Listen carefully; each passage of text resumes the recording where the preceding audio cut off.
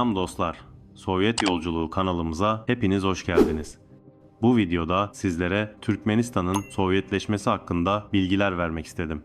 Bugün Orta Asya'nın en stratejik ülkelerinden biri olan Türkmenistan, tarih sahnesine kendiliğinden çıkmış bir devlet değildir. Bu ülkenin çağdaş yapısı, uzun bir sömürgeleşme sürecinin, devrimci bir kırılmanın ve planlı bir toplumsal dönüşümün ürünüdür. 19. yüzyılın sonunda Rusya İmparatorluğu'nun askeri yayılmasıyla koloni haline gelen Türkmen toprakları yoksulluk, geri bırakılmışlık ve siyasal dışlanmışlıkla anılıyordu. Ancak Ekim Devrimi ile birlikte bu coğrafyada tarihsel bir kapı aralandı. Sömürge düzeni çözüldü, ulusal eşitlik ve modernleşme olgusu sahneye çıktı. Bu videoda Türkmenistan'ın Çarlık Rusyası dönemindeki konumundan başlayarak Sovyet yönetimine hangi koşullarda geçtiğini, Türkmen Sovyet Sosyalist Cumhuriyeti'nin nasıl kurulduğunu ve Sovyetler Birliği döneminde ulusal, kültürel ve toplumsal anlamda nasıl bir dönüşüm yaşandığını ele alacağız. Ayrıca günümüz Türkmenistan'ın çağdaş devlet yapısının hangi tarihsel temeller üzerine kurulduğunu, bu temellerin Sovyet dönemiyle nasıl doğrudan bağlantılı olduğunu birlikte değerlendireceğiz.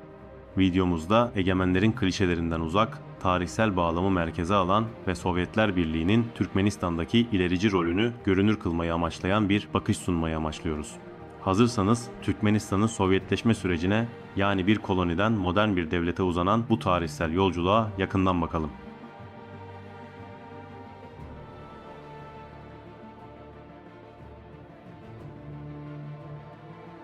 Bugünkü Türkmenistan toprakları 19. yüzyılın ikinci yarısına kadar siyasal olarak parçalı, ekonomik olarak feodal ve kabile temelli bir yapıya sahipti.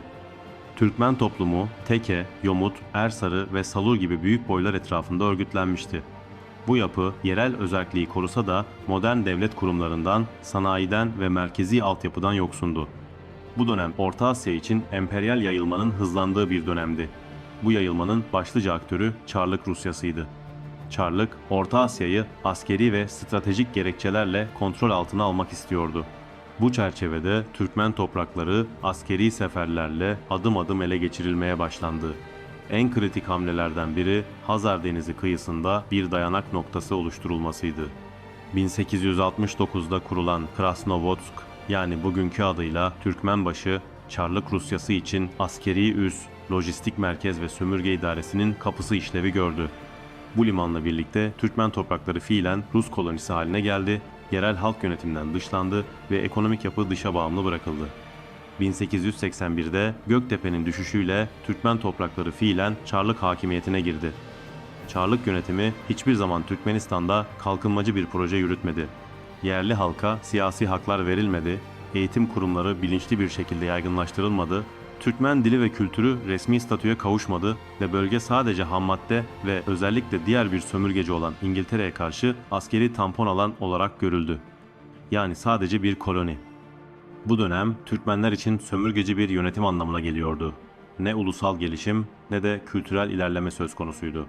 Çarlık yönetimi döneminde Türkmenistan sanayisi olmayan, eğitim altyapısı gelişmemiş, sağlık hizmetlerinden yoksun ve ulusal kurumları bulunmayan geri bırakılmış bir bölge konumundaydı.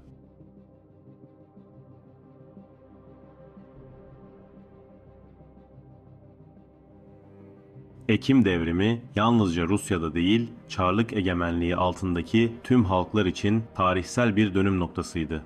Devrim, Türkmenistan açısından yalnızca bir rejim değişikliği değil, sömürge düzeninin sona ermesi anlamına geliyordu. Lenin önderliğindeki Bolşevikler, Çarlık Rusyası'ndan köklü bir kopuş ilan etmişti. Daha ilk günden şu ilkeyi ilan ettiler: Rusya'daki tüm halklar eşittir. Kendi kaderini tayin etme hakkına sahiptir. Bu yaklaşım Çarlık döneminin tam tersiydi. Bu ilke sayesinde tüm uluslara dair Ruslaştırma politikaları sona erdi, yerel dillere ve kültürlere saygı başladı, ulusal bağımsızlık ve siyasal temsil sağlandı. Türkmen yoksul köylüleri ve emekçileri için bu ilk kez tarih sahnesine özne olarak çıkma imkanıydı. Klasik Soğuk Savaş söylemlerinin iddia ettiği gibi Sovyet iktidarı tek merkezden zorla dayatılmış bir işgal falan değildi. Hiçbir zamanda olmadı. Aksine Türkmen işçileri ve yoksul köylülerin yer aldığı yerel devrimci komiteler ve Çarlık düzeninden memnun olmayan aşiretler Sovyet iktidarını toplumsal bir çıkış yolu olarak gördüler. Çünkü Türkmen topraklarındaki Sovyet iktidarı Çarlık memurlarının, yerel feodal elitlerin ve aşiretçi ayrıcalıkların yerine halk temelli yeni bir yönetim öneriyordu.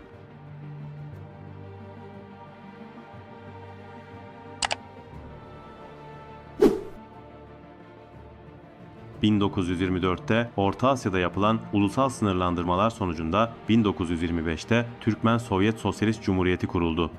Bu nokta özellikle önemlidir. Çünkü Türkmenistan ilk kez modern anlamda bir devlet yapısına kavuşmuş, Türkmenler kendi adlarını taşıyan bir cumhuriyete sahip olmuş ve devlet dili Türkmen Türkçesi olmuştur.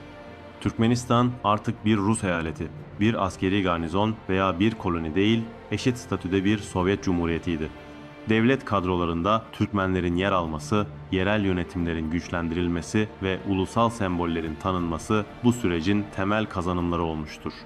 Artık eski dönem geride kalmış ve Türkmen halkı Sovyetleşme ile birlikte üretken modern bir toplum olmuştu. Özellikle petrol, doğalgaz ve pamuk üretimiyle Türkmenistan ekonomisi gelişti ve Türkmen halkının refah seviyesi hızlı bir şekilde arttı.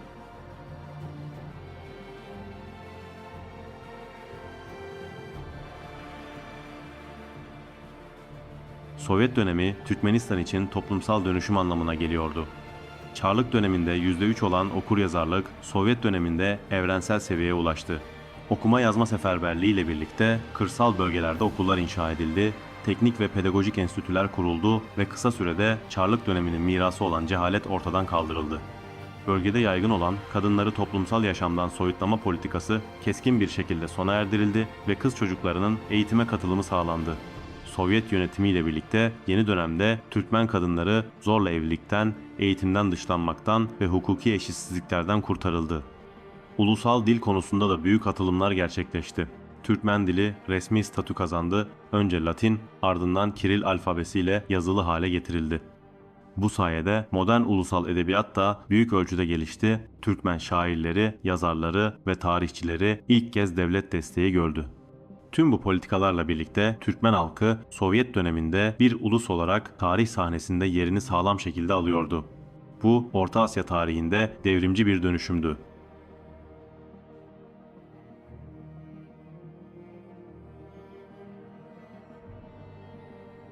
Bugünkü Türkmenistan'a baktığımızda gelişmiş altyapı, modern şehirler, eğitimli nüfus ve büyük sanayi kapasitesi görüyoruz. Bunların tamamı Sovyet döneminde üretilen zenginliklerdir. Sovyet öncesinde olmayan ulaşım ağları, limanlar, sanayi tesisleri ve enerji altyapısı tamamı Sovyet planlamasının ürünüdür. Türkmenbaşı Limanı'nın bugünkü kapasitesi Krasnovodsk'un bir sömürge üssü olmaktan çıkarılıp ulusal kalkınmanın aracı haline getirilmesinin sonucudur. Türkmenler devlet geleneğini, teknik uzmanlıklarını ve akademik birikimlerinin Sovyet eğitim sistemine borçlu olduklarını her zaman bilirler ve ülkelerinin günümüzde çağdaş ve gelişmiş bir devlet olmasının temellerinin Sovyetler Birliği döneminde atıldığını unutmazlar.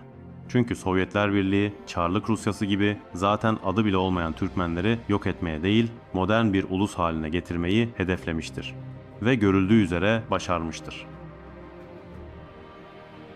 Evet dostlar, Türkmenistan'ın Sovyetleşmesi pek çok antikomünist önyargının iddia ettiği gibi bir işgal değil, aksine Çarlık sömürgesinden kurtuluşun, ulusal cumhuriyetin kuruluşunun ve eğitim, kültür ve toplumsal eşitlik yolunda gerçekleşen büyük bir dönüşümün adıdır. Bu videoda sizlere Sovyetler Birliği'nin Türkmen halkı için tarihsel olarak ne kadar ilerici bir rol oynadığını anlatmak istedim. Umarım beğenmişsinizdir. Eğer beğendiyseniz beğen tuşuna basmayı ve Sovyet Yolculuğu kanalımıza abone olmayı unutmayın. Kanalımızda Sovyetleri ve dünya sosyalist hareketlerini konu alan belgesel tadında pek çok video yayınlıyorum. Diğer belgesel videolarımıza göz atmak isteyen dostlar videonun açıklama kısmından ulaşabilir. Sovyetlerde yaşayan halklara ve kazanımlarına dair az bilinen konularda başka videolar da hazırlıyorum. Neyi merak ediyorsanız yorumlara yazabilirsiniz. Diğer videolarda yeniden buluşmak üzere. Şimdilik hoşça kalın, dayanışmayla kalın.